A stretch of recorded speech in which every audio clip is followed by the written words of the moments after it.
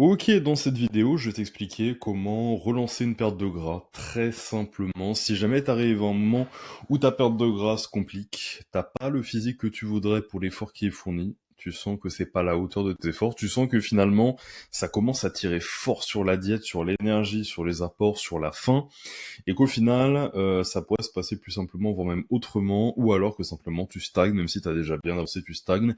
Quoi qu'il arrive, si tu sens que tu n'as pas le bon ratio de résultats vis-à-vis de ton investissement, laisse-moi t'expliquer aujourd'hui comment tu vas pouvoir copier-coller la méthode, la stratégie qu'on utilise avec nos clients et qui fonctionne à coup sûr. C'est une stratégie que j'ai, comment dire, piquée, on va dire, au bodybuilding. C'est ce que j'utilisais en général sur les dernières phases les dernières semaines de mes préparations de bodybuilding pour m'assurer vraiment d'avoir un rendu très sec.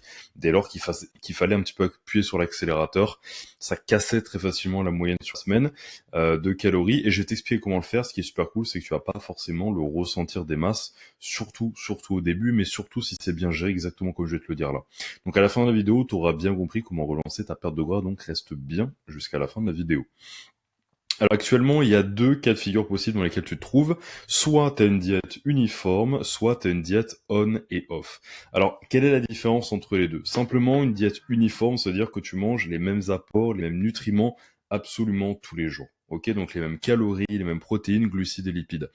Une diète on et off, ça veut dire que tes apports dépendent de l'entraînement ou du jour de repos. C'est-à-dire que tu vas avoir peut-être plus de calories en jour d'entraînement et moins en jour de repos. Peut-être des calories qui vont fluctuer parmi les glucides et les lipides notamment. Peut-être même les protéines. Là, c'est le cas de figure dans lequel tu te trouves, soit l'un, soit l'autre. On va commencer avec la diète uniforme, je vais te dire quoi faire et ensuite on va aller vers la diète on-off parce que j'imagine que c'est le cas de pas mal d'entre vous dans cette de sèche avancée.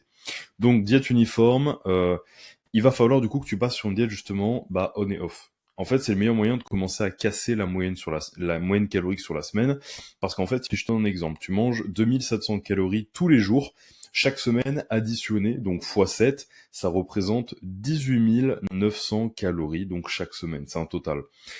Alors que si tu consommes 2700 calories seulement dans tes jours d'entraînement, donc disons 5 fois par semaine pour l'exemple, et 2400 en jour de repos, donc 2 fois par semaine pour l'exemple, ta moyenne elle va s'élever non plus à 18 900 calories par semaine, mais elle va descendre d'un coup de 600 calories et tu vas arriver à 18 300 calories par semaine.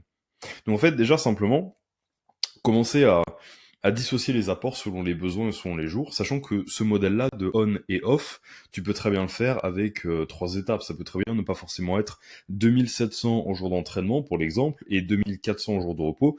Ça peut très bien être 2700 jours d'entraînement pour les cuisses et le dos, 2500 pour les jours d'entraînement sur les pecs, parce que c'est moins drainant en termes d'énergie, et 2300 pour les jours de repos où justement tu fais peut-être que de la marche ou que du cardio, basse ou moyenne intensité.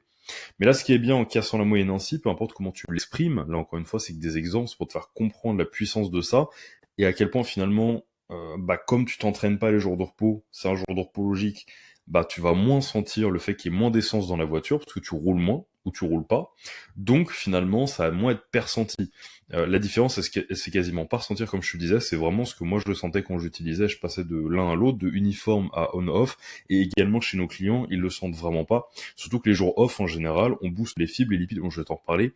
Mais en fait, il y a tout ce qui fait que, en termes de volume et satiété, tu tiens et tu tiens sans problème. Donc, au-delà des calories totales, c'est le même raisonnement que les macronutriments. Là, je t'ai mis des calories pour on fasse simple, mais par exemple, ça peut être très bien moins de glucides en jour de repos majoritairement, et peut-être plus de lipides en jour de repos vis-à-vis des jours d'entraînement. Mais tu tombes quand même à des calories, disons, plus basses, et en fait, sur la semaine, que ce soit les glucides ou les calories, la moyenne se casse la gueule. Et ça, c'est très intéressant. Ton jour de repos, du coup, comme il va être plus bas en termes de calories, et de manière générale en termes de glucides, ce qui va être bien, c'est que comme tu as besoin de moins de calories, c'est pour ça qu'on en profite. C'est pour ça qu'on baisse du coup ce jour de repos-là. Et pour gérer la faim, comme je te le disais, je me prenais un petit peu d'avance tout à l'heure, on va se concentrer sur les fibres, sur le volume alimentaire, sur les graisses, sur les apports similaires en protéines pour garder une certaine stabilité de la variable et de la satiété, parce que les protéines, c'est quand même même si c'est 4 kilocalories comme les glucides, au final, ça apporte beaucoup plus de satiété.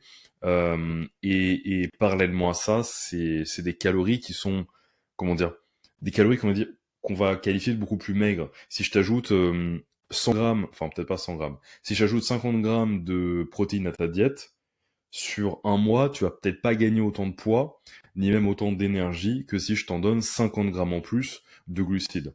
Pourtant, c'est les mêmes calories ajoutées. Alors là, l'exemple est pas assez extrême, mais tu vois un petit peu la logique que j'ai là. Donc, hydratation continue aussi, apport similaire en protéines, si ce n'est peut-être un petit peu plus haut, même si ça serait vraiment sur un stade avancé de sèche, parce qu'autrement, il n'y a pas vraiment de bénéfice. Donc voilà comment gérer.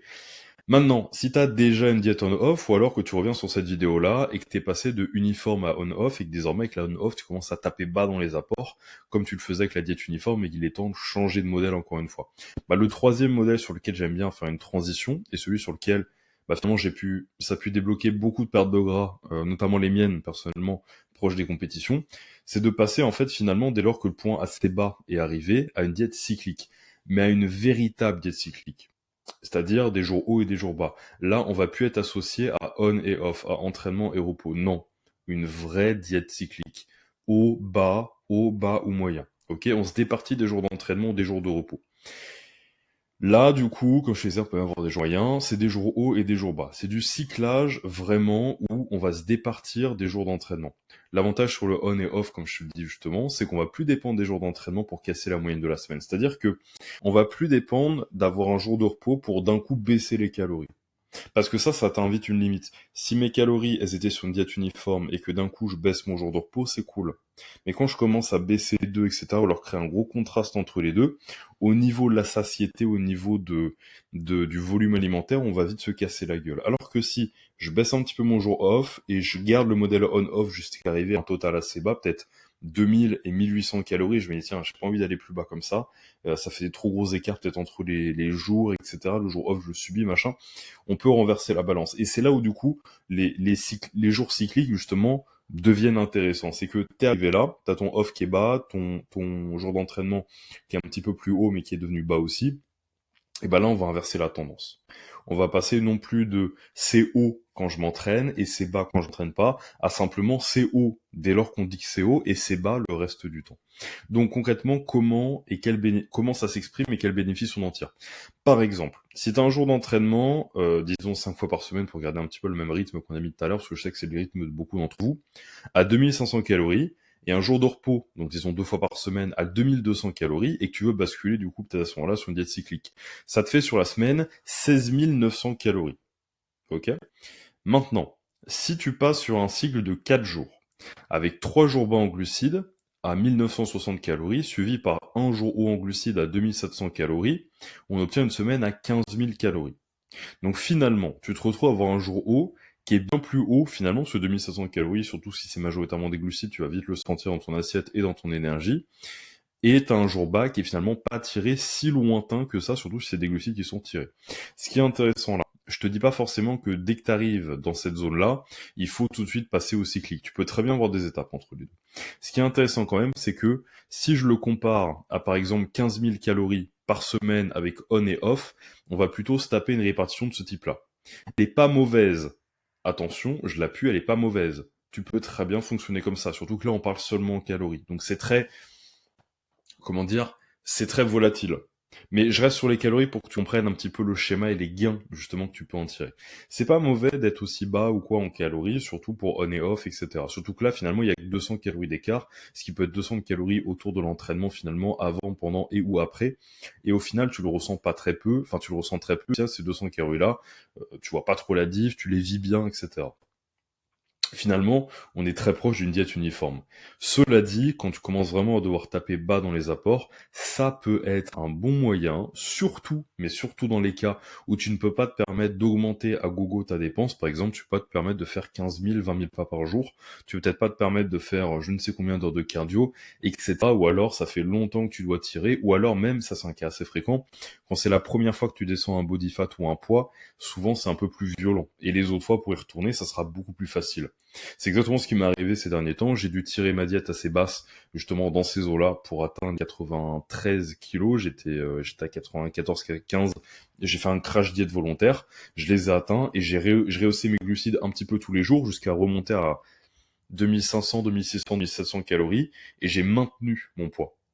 Parce que justement, je me suis pesé tous les jours, j'ai contrôlé la data et j'ai fait une sorte de diet break, un petit peu même un reverse, pour en fait garder mon poids et réaugmenter mes apports et en fait finalement rehausser ma moyenne à ce poids-là pour pouvoir ensuite avoir du levier pour redescendre. Parce que désormais, je suis à 93, 94 kilos, à 2700 calories Et en fait, je vais pouvoir redescendre ces calories-là ou augmenter la dépense comme je le veux et avoir mon poids qui redrop ensuite.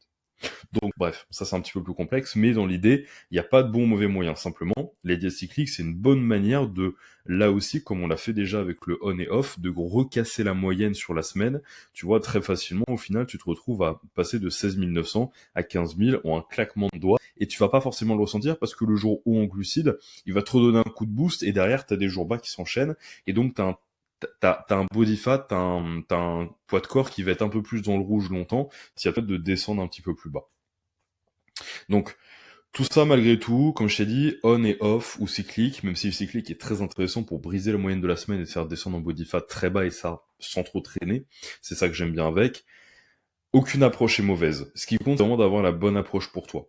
Par exemple, la diète uniforme, elle offre une super stabilité au niveau des variables. Tu manges les mêmes les calories, des calories identiques tous les jours, des macros identiques tous les jours, des aliments quasi identiques tous les jours. Ça permet d'avoir un contrôle super facile sur ta progression. Par contre, le carburant, il est le même, l'allégorie que je faisais tout à l'heure, il est le même que ta voiture, elle roule ou elle soit au garage. Et du coup, finalement, est-ce que tu pourrais pas, au lieu de mettre tous les jours la même essence, simplement mettre plus d'essence quand tu vas faire des longues distances? Et donc, finalement, accélérer plus fort sur les longues distances. Simplement, au lieu de mettre les mêmes apports en jour d'entraînement, en jour de repos, mettre un peu plus de glucides ou de calories de manière générale sur tes jours d'entraînement.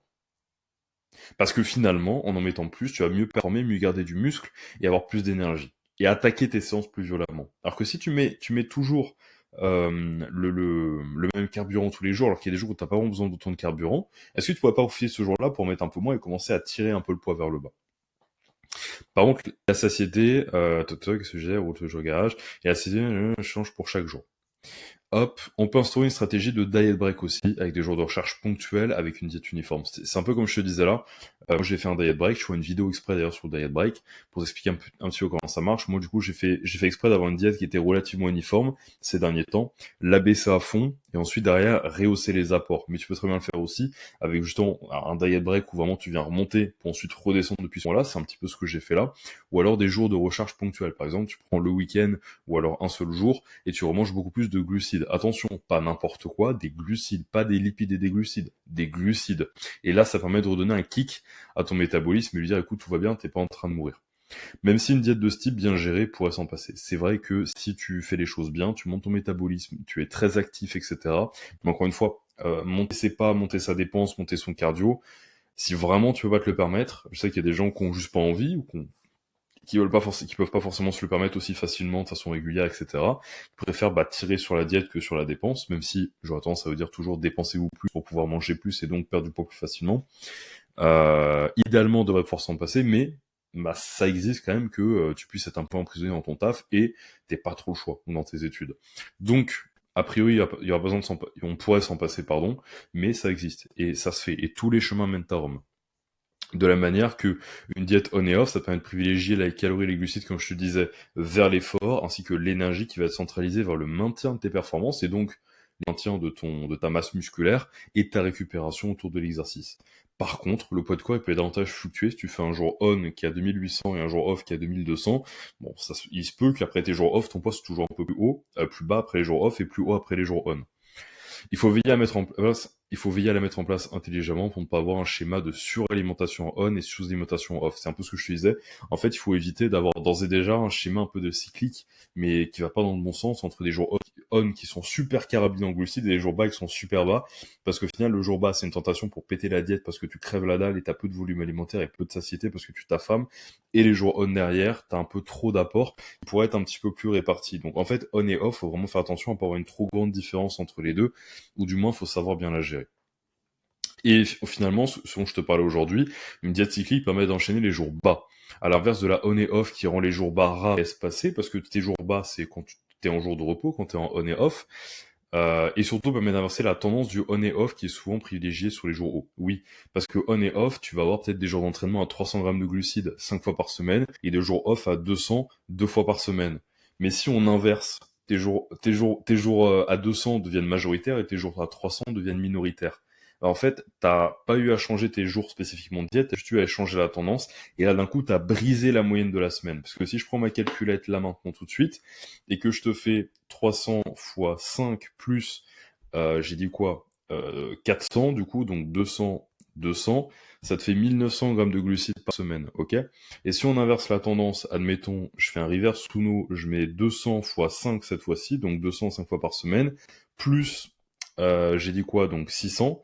Mais en fait, tu passes de 1900 à 1600 calories, 1100 grammes de glucides, pour parler seulement des glucides, et au final, tu t'es retiré 300 grammes de glucides dans la semaine, en 2 secondes.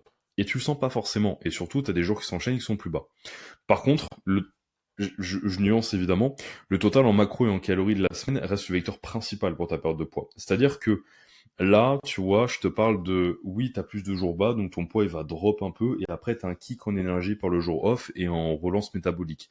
Par contre, ce qui compte avant tout, c'est le total de ta semaine. C'est pour ça que je t'en parle beaucoup, non seulement ça permet d'enchaîner plusieurs jours bas d'affilée, donc de commencer à drop le poids plus facilement que si t'as haut et bas, etc. Enfin, que t'as on et off, tout ça est souvent du on. Et ce qui est cool aussi, c'est que derrière, sur ta semaine, souvent quand tu bascules en cyclique, comme je te l'ai montré là, ça pète la tendance. Ce qui veut dire que là, on est passé de 1900 grammes de glucides sur la semaine à 1600.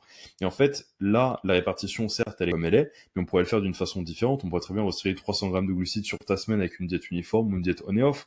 Mais là, ce qui est bien avec la diète cyclique, c'est que d'un coup, tu inverses la tendance et ça pète, quoi qu'il arrive, la tendance sur la semaine. Donc elle n'est pas supérieure, mais elle offre un inversement de la tendance entre les jours on et souvent majoritaires et les jours bas souvent minoritaires, qui justement fait baisser les calories sur ta semaine. J'aime faire la transition ainsi, je te donne un petit exemple. Par exemple, tu décides de passer sur une diète cyclique. Disons que ton point de départ, il est là. Donc il n'est pas non plus excessivement bas, mais ça commence à être un petit peu plus bas. Et tu dis, là maintenant, j'ai envie de basculer sur de la cyclique pour continuer de tirer ma moyenne de la semaine, mais au jour le jour, un petit peu peut-être moins le sentir, moins être agressif entre on et off. Donc disons qu'on est là. 4 jours d'entraînement par semaine, 200 grammes de glucides, 200 grammes de protéines, 220 grammes de glucides, 47 grammes de lipides, 200 grammes de protéines en jour off, 165 grammes de glucides en jour off et 60 grammes de lipides en jour off. Très bien. Ce qui va représenter sur une semaine 1400 grammes de glucides, 1405 grammes de glucides, 1400 grammes de protéines, pardon, 1405 grammes de glucides et 368 grammes de lipides du coup. Ok, donc on a ça. Maintenant, ce qui va représenter, si je mets sur 4 jours, je fais un produit en croix, 800 grammes de protéines, 802 grammes de glucides et 210 grammes de lipides. Ça, c'est sur 4 jours, parce que disons que je vais instaurer un cyclage sur 4 jours. On peut choisir d'ajuster un ou plusieurs macronutriments. Là, tu peux choisir de baisser sur ces 4 jours-là, parce que proportionnellement, c'est égal à ce que tu fais déjà. Sur ce cyclage de 4 jours que tu as choisi, tu peux te dire, bah écoute, je vais retirer 10% de glucides. Comme ça, proportionnellement, j'aurai oui une répartition différente, mais aussi un total proportionnel qui est plus bas. Je vais peut-être retirer 20 grammes de lipides. Là, tu peux commencer à pimper les choses si tu veux, ou tu peux le faire après, ça dépend. On peut choisir d'ajuster plusieurs macronutriments, donc tu le fais ou tu le fais pas, ou de garder ainsi. Puis on répartit les macros des jours hauts et ceux des jours bas. Donc là, on a ce total-là, qui était égal à celui sur la diète on et off. Hop, je vais l'ajuster, et par exemple, on peut démarrer avec un cyclage sur 4 jours, 3 jours bas d'affilée à 313 grammes de protéines, donc plus de protéines qu'en jour haut, admettons, 165 grammes de glucides, et 56 grammes de lipides. Et mes jours hauts, majoritairement hauts en glucides du coup, ils sont à 300 grammes j'ai mis protéines aussi, de glucides, 40 grammes de lipides et 160 grammes de protéines. Et je pourrais même faire 4 jours, parce que ça se trouve, les calories sont pas très lointaines, là, j'ai même pas calculé, mais on pourrait même faire 4 jours sur ces 4 jours-là de cyclage, avec exactement les mêmes calories. Et ces 4 jours-là, on aurait juste des fluctuations très légères, avec justement un jour haut en glucides et un jour plus bas en glucides. Mais au final, toutes les autres calories qui les illustrent, lipides comme protéines, sont égales en termes de calories totales. Et au final, tu te retrouves avec un jour haut qui est peut-être bas en lipides, bas en protéines comme ici, concentré sur les glucides pour ton métabolisme, ou glucides et protéines majoritairement en tout cas. Moi, j'aime bien garder les protéines assez hautes. Là, je t'ai vraiment fait un exemple sorti de mon chapeau. Et jour bas, qui reste stable sur les protéines et qui fluctue seulement sur les lipides et les glucides, pour en fait garder quand même une satiété assez bonne, parce qu'on aura un total calorique qui est égal. C'est exactement la stratégie que j'ai utilisée pour la perte de poids de 16 kg de Samuel. Hop, celle-ci. En fait, on a commencé avec une diète uniforme. Ensuite, on est passé très rapidement à une diète on et off pour justement commencer à retirer des calories facilement du jour off sans qu'ils s'en rendent tellement compte, parce qu'on gardait assez de fibres, on gardait des lipides un petit peu plus haut. Donc, juste retirer des glucides sur le jour off. Et derrière, on est basculé sur une diète cyclique. En passant de diète en diète au bon moment, justement, bien timé, on a pu avoir une évolution sans stagner. Ce qui est vraiment cool, c'est que quand tu passes avec le bon timing de uniforme à on et off et de on et off à cyclique, c'est là où justement tu limites non seulement la stagnation du poids, parce qu'en fait, dès qu'il y a un petit ralentissement, t'enchaînes sur la suite et il n'y a pas de temps mort et la perte de poids, c'est pour ça qu'on fait des pertes de poids aussi rapides les gars, c'est pour ça qu'en fait sur 60 jours, 90 jours on sort des pertes de poids de malade, parce qu'en fait finalement on fait les bonnes actions au bon moment, parce qu'on voit les choses venir, parce qu'on connaît les processus et parce que justement on sait exactement ce qu'il faut dès lors qu'il y a une semaine où ça stagne par le poids. Soit on comprend d'où ça vient et c'est un problème, on laisse couler parce que la méthode marchera la semaine à venir parce qu'en fait il y a eu ça qui est exceptionnel, soit on sait exactement ce qui va se passer. Et en fait avoir le bon timing ça permet justement d'avancer très rapidement. Euh, et justement sortir beaucoup de stagnation, beaucoup de perte de temps. Cependant, il arrive souvent qu'avec des apports bas et prolongés, tu puisses stagner. On peut trouver des raisons. Les jours hauts, plus haut. Hop, j'ai juste sweepé, ça a montré mes messages perso, donc j'ai fait un cut. Des jours hauts ou plus haut que la normale, ça peut relancer un petit peu le métabolisme du coup. En fait, ça dit à ton corps que tout va bien. Si les jours hauts sont pas assez contrastés ou hauts vis-à-vis des jours bas, et qu'ainsi à force d'être sous-alimenté, le métabolisme est un peu ralenti, il faut lui montrer que tout va bien. Il faut lui montrer parce qu'il se met un peu en mode survie. En général, quand tu commences à fatiguer en sèche, tu perds en premier ta libido et ensuite ton énergie. Bah, c'est un peu ton corps qui te dit, écoute, c'est quoi le plus important, c'est quoi le moins important, on commence à faire le tri là.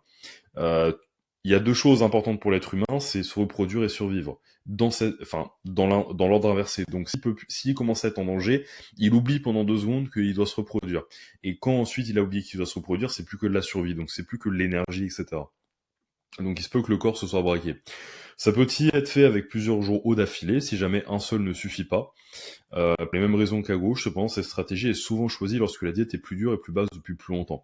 Comme je te disais, un diet break de 1 à 2 jours ou de la recharge de 1 à 2 jours, c'est vraiment qu'il faut donner à ton corps les signaux. Moi, je préfère carrément faire des semaines où on rehausse bien et où justement tout revient un peu à la normale, on calme l'inflammation si jamais t'en avais parce que t'as mal géré les choses, et là on t'aide à relancer ta perte de gras.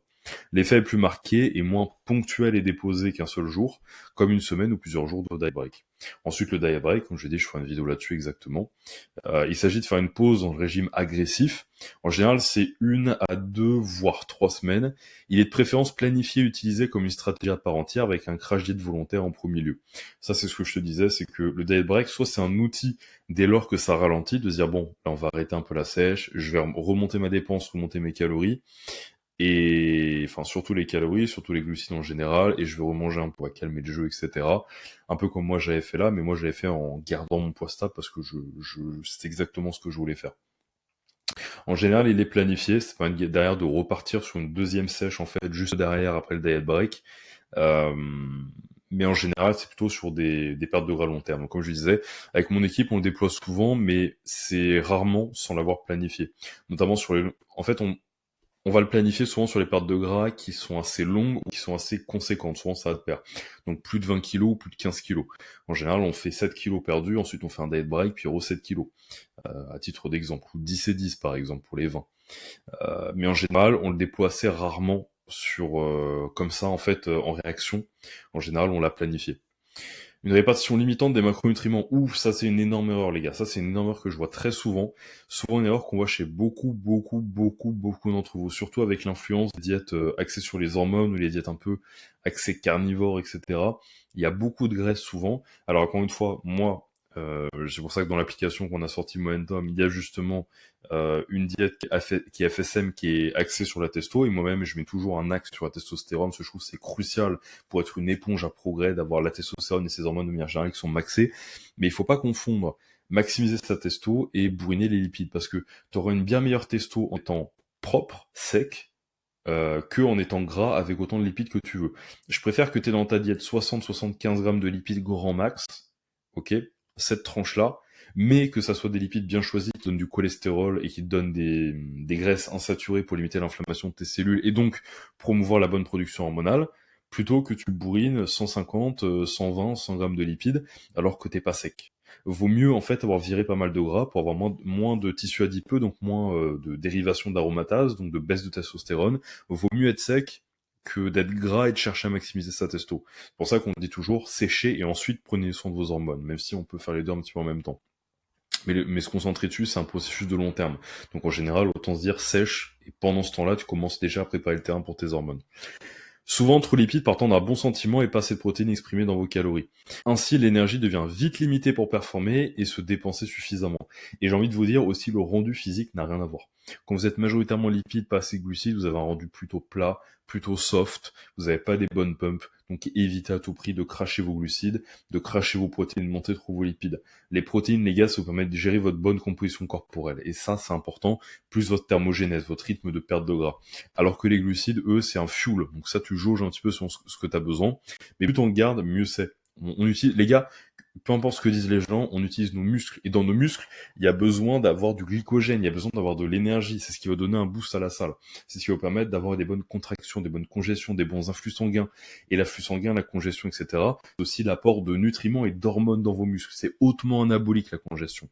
Donc, c'est pas négligé. Et les lipides, vaut mieux bien les choisir que les bourriner sans raison. Même si, évidemment, plus t'as de graisse, finalement, en soi, surtout de façon de qualité bien choisie, mieux c'est pour ton cœur, etc. Mais pas dans l'excès, pas pour se dire moi je bourrine les lipides quoi. C'est pas plus vertueux que d'être sec.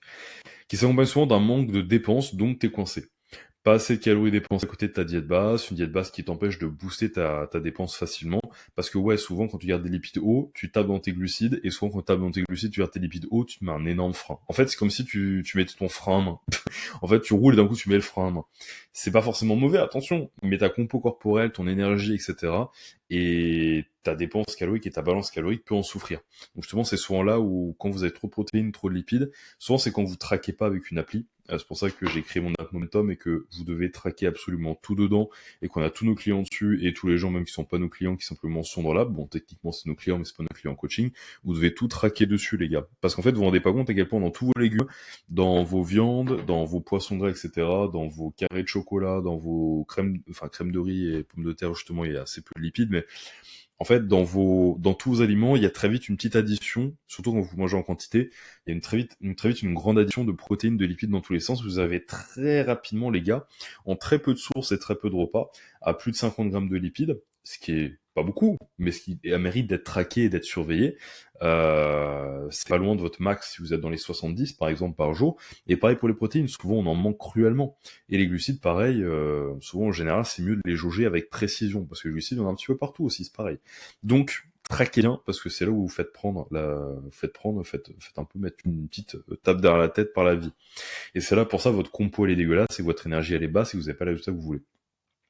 Pour ça que ton point de départ au niveau nutritionnel et du cardio et de l'entraînement doit être cohérent avec le taux de body fat que tu vas atteindre, le temps que c'est censé prendre, le nombre de kilos de gras à perdre, et ce que tu voudras tolérer, ce que tu pourras tolérer sur cette durée. Parce que pareil, perdre 7 kilos, je peux te faire 15 diètes différentes. Je peux te faire 15 stratégies différentes. Selon, justement, ces choses-là. Selon, en fait, le body fat auquel tu départs, auquel tu débutes, celui que tu veux atteindre, le temps que tu veux que ça prenne, le temps que ça peut prendre aussi, parce que soit tu te dis, moi je les perds dans 60 jours, les kilos, c'est possible. Je te remontre les avant-après qu'on est capable de sortir. Des avant-après en 60-90 jours, on en a plein, parce que justement on est ultra réactif grâce à toutes ces stratégies-là, et on les connaît par cœur. Ok. Donc, le body fat que tu vas atteindre, en combien de temps, et le nombre de kilos de gras que ça représente, et ce que tu pourras tolérer, ça va dicter si tu veux les virer avec 1 kilo ou un demi-kilo par semaine, durant les prochaines semaines, ou alors si tu veux les virer, sur 6 mois et faire ça doucement. Bon, peut-être 7 kilos en 6 mois, c'est peut-être quand même assez lent, mais en soi, qui suis-je pour juger? Tant que tu veux les virer et sentir mieux, on s'en fout. Donc que tu veux prendre 90 jours, ou alors 120, on s'en fout. Il faut que tu sois en cohérence avec ça.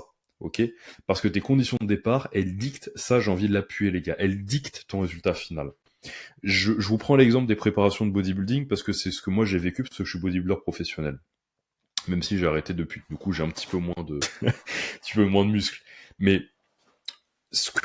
la différence était radicale. J'ai commencé une préparation pour mes premières compétitions professionnelles, j'avais une blessure au pec et un nerf qui passe dans tout le bras.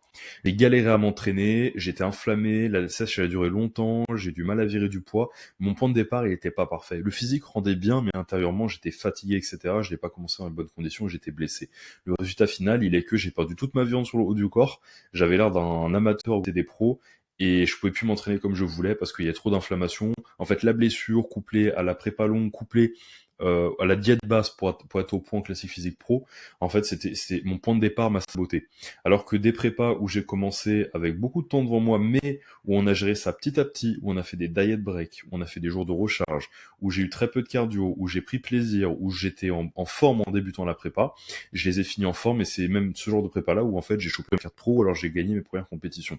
Donc faut vraiment que tu le comprennes. C'est aussi ça le secret de nos transformations, comme je te le disais.